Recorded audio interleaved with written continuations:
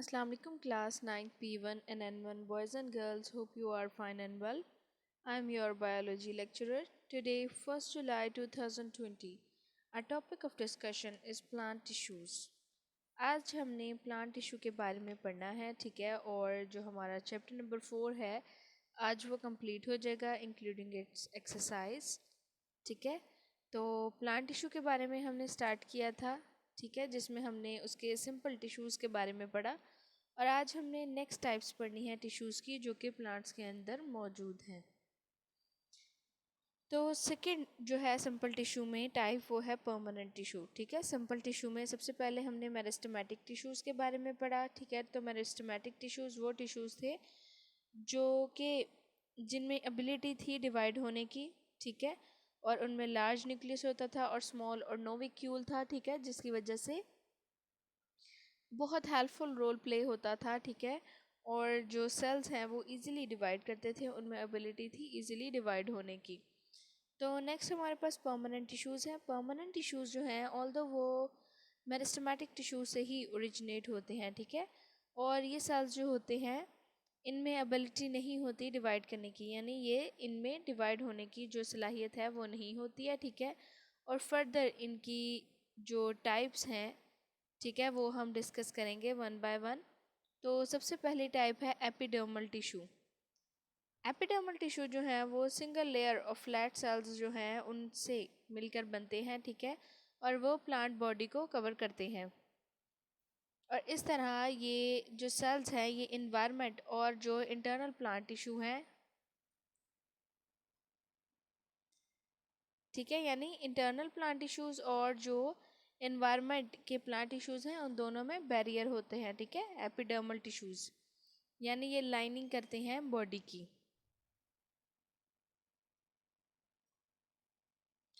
और इसके अलावा जो एपिडर्मल टिश्यूज़ हैं वो एब्जॉर्प्शन भी करते हैं वाटर की, मिनरल की, ठीक है। और वो रिस्पॉन्सिबल होते हैं इसके लिए कि वो वाटर और मिनरल की एब्जॉर्प्शन करें, ठीक है। अब स्टेम और लीव्स जो हैं वो सिक्रीट करते हैं क्यूटिन को, ठीक है। क्यूटिन जो होती है ये कोटिंग होती है क्यूटिन, जिसे क्यूटिकल भी कहते हैं। लाइक जैसे अगर आप लीव्स देखते होंगे तो लीव्स जो पत्ते होते हैं लीव्स उनके ऊपर शाइनी सी लेयर होती है, ठीक है, वो क्यूटिन की लेयर होती है जिसे क्यूटिकल भी कहते हैं। और ये बचाती है एवेपोरेशन होने से, ठीक है, यानी जो वाटर लॉस हो रहा है प्लांट से, उस प्लांट से वाटर लॉस जो है उसको प्रिवेंट करने के लिए ये जो क्यूटिन की लेयर है ये यूज़ होती है।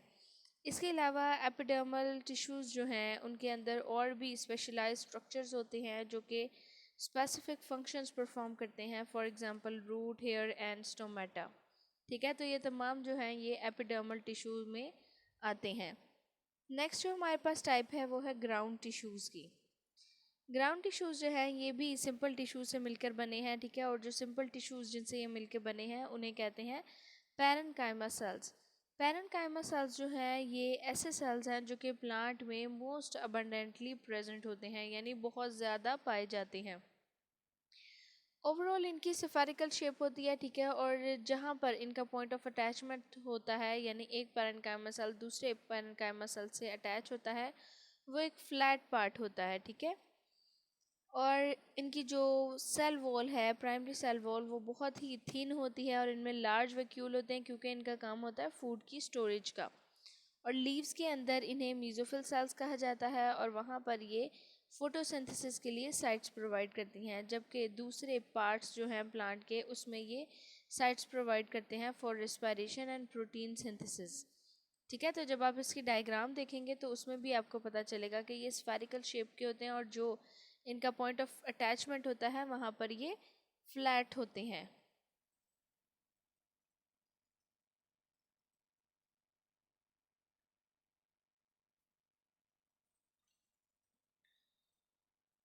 नेक्स्ट हमारे पास जो टाइप है वो है सपोर्ट टिश्यूज़ की। सपोर्ट टिश्यूज़ जो हैं वो स्ट्रेंथ और फ्लेक्सिबिलिटी प्रोवाइड करते हैं टू द प्लांट सेल्स, ठीक है। और हमारे पास फर्दर टाइप्स हैं जो सपोर्ट टिश्यू की, वो है कॉलनकाइमा टिश्यू और स्क्लेरेनकाइमा टिश्यू। तो सबसे पहले बात करेंगे कॉलनकाइमा टिश्यूज़ के बारे में। कॉलनकाइमा टिश्यूज़ जो हैं ये cortex of plant of young stem में पाए जाते हैं, ठीक है। इसके अलावा जो लीव्स की मिड रिब्स होती हैं और पेटल्स हैं फ्लावर की, ठीक है, उनमें भी कोलेनकाइमा टिश्यूज पाए जाते हैं। मिड रिब होता है कि लीव की जो वेन है बिल्कुल दरमियान वाली, ठीक है, उसको मिड रिब कहते हैं, तो उसमें भी कोलेनकाइमा टिश्यूज पाए जाते हैं। अब ये जो है ये टिश्यूज जो है ये इलोंगेटेड सेल्स से मिलकर बने हैं, ठीक है, और ये अनइवनली थिकन्ड होते हैं, यानी कहीं से ये बारीक होते हैं, कहीं से ये मोटे होते हैं, यानी इनकी थिक और थिन लेयर जो है वो अनइवनली डिस्ट्रीब्यूट है, एक जैसी इनकी थिकनेस नहीं होती। और ये फ्लेक्सिबल होते हैं और इनका काम होता है सपोर्ट करना उन ऑर्गन्स को जो कि इनके अंदर पाए जाते हैं।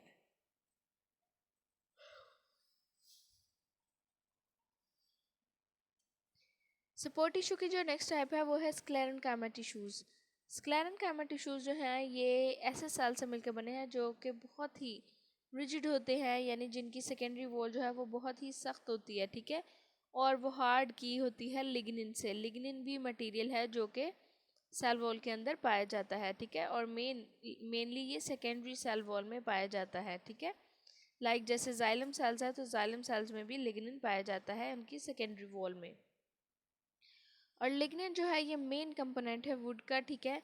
मेच्योर स्क्लेरेनकाइमास जो सेल्स होते हैं वो फर्दर इलोंगेट नहीं करते, फर्दर इंक्रीज नहीं होते, यानी उनकी ग्रोथ और ज़्यादा नहीं होती, और उनमें से ज़्यादातर ऐसे होते हैं जो कि डेड हो चुके होते हैं, ठीक है, और आफ्टर देयर डेथ वो दोबारा उनकी ग्रोथ जो है वो इंक्रीज नहीं होती, यानी प्रोमोट नहीं होती, इन्हेंस नहीं होती उनकी ग्रोथ। नेक्स्ट हमारे पास टर्न है कंपाउंड टिश्यू की, ठीक है। कंपाउंड टिश्यूज़ क्या होते हैं? पहले हमने सिंपल टिश्यूज़ पढ़े जो कि एक ही तरह के सेल से मिलकर बने हैं, अब हमने पढ़ने हैं कंपाउंड टिश्यू के बारे में।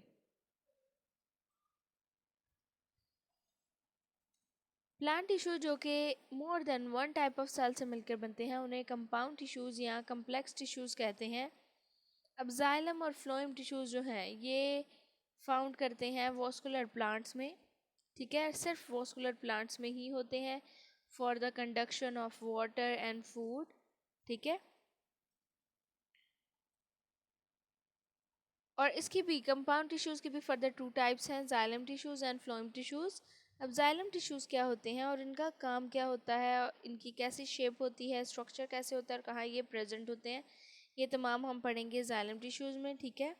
जाइलम टिश्यू जो है वो रिस्पॉन्सिबल है for the transport of water and dissolve substances from the roots into the aerial parts, यानी ज़मीन से पानी को एब्जॉर्ब करना और उसके अलावा जो डिजॉल्व मिनरल हैं, सॉल्ट्स हैं, सब्सटेंसेस हैं, उन तमाम को ज़मीन के अंदर से जज़ब करके एब्जॉर्ब करके रूट्स जो हैं वो जाइलम वेसल्स के में ले जाती हैं, ठीक है, और जाइलम वेसल्स जो हैं वो जाइलम टिश्यूज़ जो हैं वो फ्रॉम द रूट्स जो वाटर है और डिजॉल्व सब्सटेंसेस हैं उनको एरियल पार्ट्स में डिस्ट्रीब्यूट करती हैं, यानी जो उनकी शूट्स हैं, जो उनके लीव्स हैं, वहाँ तक उन्हें डिस्ट्रीब्यूट करती हैं। अब लिग्निन जो है वो प्रेजेंट होता है इन द सेकेंडरी वॉल, ठीक है, और ये थिक होता है और रिजिड होता है, ठीक है। इसकी वजह से जो जाइलम टिश्यूज़ हैं वो सपोर्ट प्रोवाइड करते हैं to the whole plant body, ठीक है। और दो तरह के जाइलम टिश्यूज़ जो हैं वो प्रेजेंट होते हैं प्लांट सेल्स में, जिन्हें कहते हैं vessel elements and tracheids. Vessel elements और सेल्स जो हैं वो थिक सेकेंडरी वॉल होती है, ठीक है, और लैक एंड वॉल्स और जॉइन एक दूसरे से जॉइन करते हैं, ठीक है, और लॉन्ग ट्यूब्स बनाते हैं। इसके अलावा जो ट्रैकिड्स हैं, ट्रैकिड्स जो हैं वो सिलेंडर लाइक होते हैं, ठीक है, और ये ओवरलैपिंग एंड्स इनके होते हैं। नेक्स्ट हमारे पास है फ्लोएम टिश्यू। फ्लोएम टिश्यू जो है वो रिस्पॉन्सिबल है for the conduction of dissolved organic matter, for example food, between different parts of the body.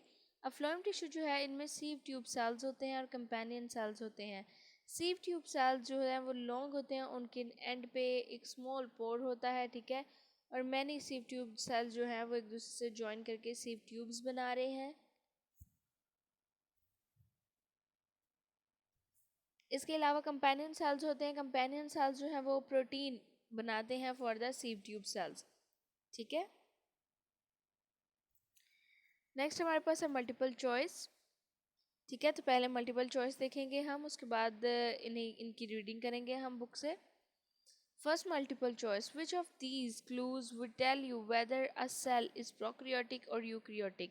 कि इनमें से कौन सा ऐसा क्लू है जो कि आपको बताता है कि सेल जो है वो प्रोकैरियोटिक है एंड या यूकैरियोटिक है? तो इसका करेक्ट ऑप्शन है बी, वेदर और not the cell is partitioned by internal membrane.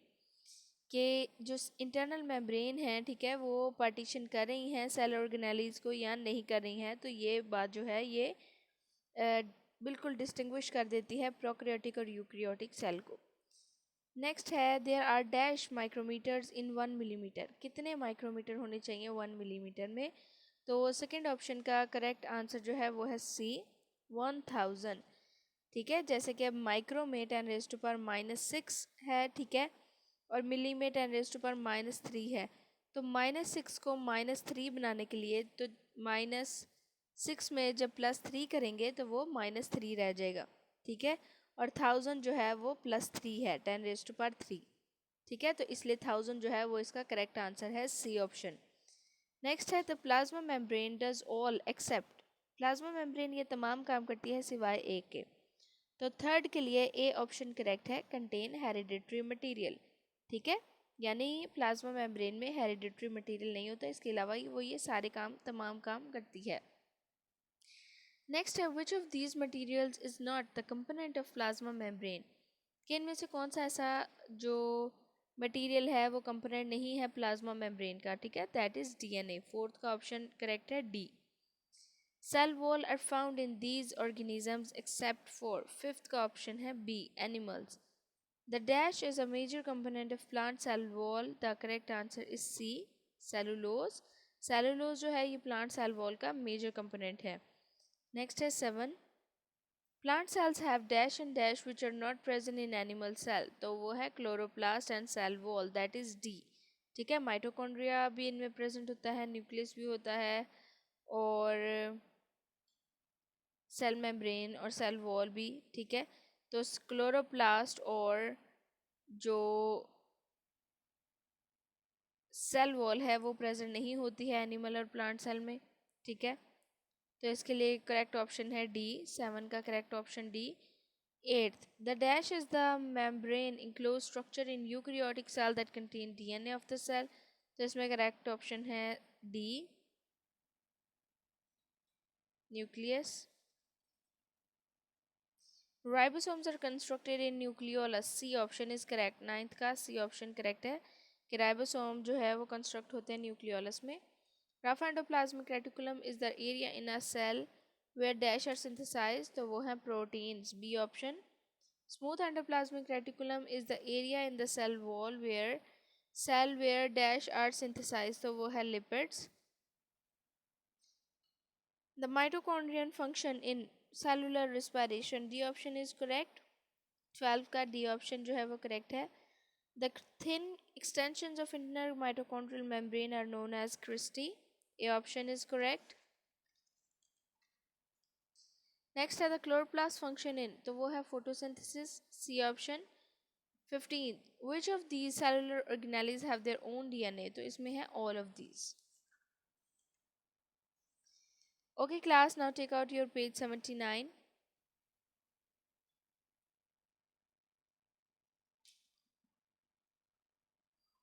Page number 79 निकालें। Permanent tissues. Permanent tissues originate from meristematic tissues. The cells of these tissues do not have the ability to divide. They are further classified into following types. तो पहली type है epidermal tissues. Epidermal tissues are composed of single layer of cells and they cover plant body. They act as a barrier between environment and internal plant tissues. In roots, they are also responsible for the conduction of water and minerals. On stem and leaves, they secrete cutin, which prevents evaporation. Epidermal tissues also have some specialized structures that perform specific function, for example, root hair and stomata. ठीक है, तो epidermal tissues में आपने उसकी definition, उसका function और उसकी presence जो है वो नोट डाउन करनी है, ठीक है। और इसके साथ ही आपने इसको सब हेडिंग्स के साथ याद करना है।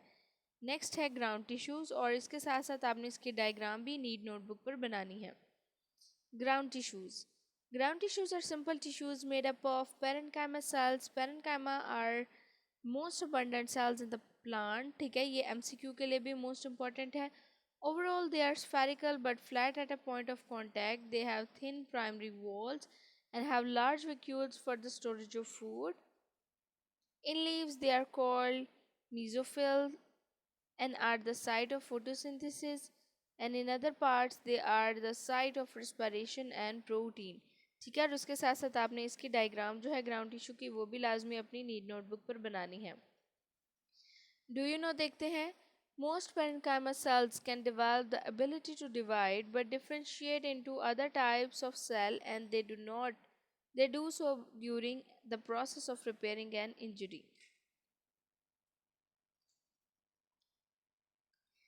नेक्स्ट टाइप है सपोर्ट टिश्यू की। These tissues provide strength and flexibility to the plant. They are further of two types. Number one is collenchyma tissues.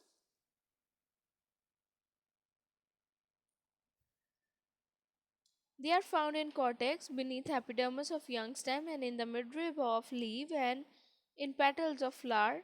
They are made up of elongated cell with unevenly thickened primary cell wall. They are flexible and function to support the organs in which they are found। ठीक है, तो इसमें भी आपने इसकी definition, इसकी presence की कहाँ फाउंड करता है और इसका फंक्शन विद इट्स डायग्राम आपने सब हेडिंग के साथ कंप्लीटली याद करना है। Sclerenchyma tissues, they are composed of cells with rigid secondary wall. Their cell wall are hardened with lignin, which is the main chemical component of the wood. Mature sclerenchyma cells cannot elongate and most of them are called dead। ठीक है, तो इसमें भी आपने sclerenchyma tissues में भी आपने ऐसे ही उनकी डेफिनेशन, उसकी प्रेजेंस, ठीक है, और जो मटेरियल इसमें प्रेजेंट है उसके बारे में लिखना है और उसकी डायग्राम बनानी है। नेक्स्ट हमारे पास है कंपाउंड टिश्यूज़। ठीक है, कंपाउंड टिश्यूज़ में भी आपने बिल्कुल ऐसे ही करना है, विद सब हेडिंग अपना वर्क करना है। ठीक है, a plant tissue composed of more than one type of cell is called compound or complex tissue। Xylem and phloem tissues found only in vascular plants are the examples of compound tissue। तो सबसे पहले xylem tissue। Xylem tissue is responsible for the transport of water and dissolved substances from roots to the aerial parts. Due to the presence of lignin, the secondary wall of its cells are thick and rigid. That is why xylem tissues also provide support to the plant body। Two types of cells are found in xylem tissues, that is vessel elements and tracheids। Vessel elements or cells have thick secondary wall. They lack end walls and join together to form long tubes। And next is tracheids। Tracheids are cylinder cells with overlapping ends। ठीक है, तो इसमें भी आपने vessel elements और ट्रैकेड्स की diagram बनानी है जाइलम टिश्यू में। ठीक है, अपनी नीट नोटबुक पर। And second one is phloem tissue. Phloem tissue is responsible for the conduction of dissolved organic matter, that is food, between different parts of the body।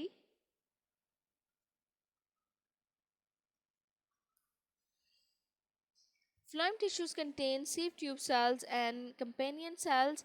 अब sieve tube cells किस तरह है, क्योंकि इनकी shape जो है वो sieve की तरह होती है। ठीक है, जैसे हम सिलाई करते हैं तो सिलाई की मशीन में जो सुई होती है, ठीक है, क्योंकि सिलाई का जो काम होता है उसको सीविंग कहते हैं। ठीक है, बिल्कुल उसी से आप याद रखेंगे कि जो सुई जिसे हम यूज़ करते हैं, जो पिन होती है जिसे यूज़ करते हैं, उसमें भी वो एक लॉन्ग सी होती है। ठीक है, और एक साइड पे उस पर सुराख होता है, छोटा सा पोर होता है। ठीक है, बिल्कुल वैसे ही sieve ट्यूब सेल्स हैं। along are long and their end walls have small pores। Many sieve tube cells join to form long sieve tubes। ठीक है, और उसके बाद है companion cell make protein for the sieve tube cells। ठीक है, तो ये जितना भी हमने पढ़ा है प्लांट टिश्यू के बारे में, इसमें आपने इसकी डायग्राम्स जो हैं वो अच्छे से करनी है नीट नोटबुक पर। ठीक है, और जितने भी पॉइंट्स हैं और टाइप्स हैं इन तमाम का आपने एक रफ़ चार्ट बनाना है। ठीक है, और उस चार्ट पर आपने बिल्कुल ऐसे ही करना है कि जैसे हम क्लास में असाइनमेंट्स करते थे। ठीक है, कि आपने सबसे पहले प्लांट टिश्यूज़ की हेडिंग देनी है, फिर उसके बाद आपने 2 लाइंस ड्रॉ करनी है एरो लगाकर। ठीक है, और एक में आपने सिंपल टिश्यू लिखना है, एक में आपने कंपाउंड टिश्यू लिखना है। फिर आप सिंपल टिश्यू से फर्दर जो है वो 2 लाइंस ड्रॉ करेंगे। एक पे आप लिखेंगे मेरिस्टेमेटिक टिश्यू, एक पे आप लिखेंगे परमानेंट टिश्यू। अब मेरिस्टेमेटिक टिश्यूज़ की फ़र्दर कोई टाइप्स नहीं है, तो परमानेंट टिश्यू है, तो परमानेंट टिश्यू में फ़र्दर आप लाइंस ड्रॉ करेंगे, एरो लगाएंगे, ठीक है। और जो इनकी फ़र्दर टाइप्स हैं वो लिखेंगे एपिडर्मल टिश्यू, ग्राउंड टिश्यू और सपोर्ट टिश्यू। अब एपिडर्मल और ग्राउंड टिश्यू की फ़र्दर कोई टाइप नहीं है। सपोर्ट टिश्यू क्या है, तो सपोर्ट टिश्यू में फ़र्दर 2 एरोज़ ड्रॉ करेंगे आप, और एक तरफ लिखेंगे कोलनकाइमा और एक तरफ लिखेंगे स्क्लेरेनकाइमा, ठीक है। तो सबसे पहले जो आपने 2 लाइंस ड्रॉ की थी, एक पे आपने सिंपल लिख दिया था और सिंपल की तमाम जो भी ब्रांचेस थी वो बताई। अब कंपाउंड टिश्यू है, उससे भी आप 2 लाइंस ड्रॉ करेंगे। एक तरफ आप लिखेंगे जाइलम टिश्यूज़, एक तरफ आप लिखेंगे फ्लोएम टिश्यूज़, ठीक है। तो इस तरह आप एक कंप्लीट इसका फ्रेमवर्क बनाएंगे, ठीक है। और आपके एमसीक्यू जो है वो भी कवर हो गए हैं। अब आपके जो शॉर्ट क्वेश्चन और लॉन्ग क्वेश्चन है वो इंशाल्लाह हम अपने नेक्स्ट लेक्चर में देखेंगे, ठीक है। और इसके बाद हम अपना स्टार्ट करेंगे next chapter. Hope you understand class. If you have any question you can ask. Thank you, take care.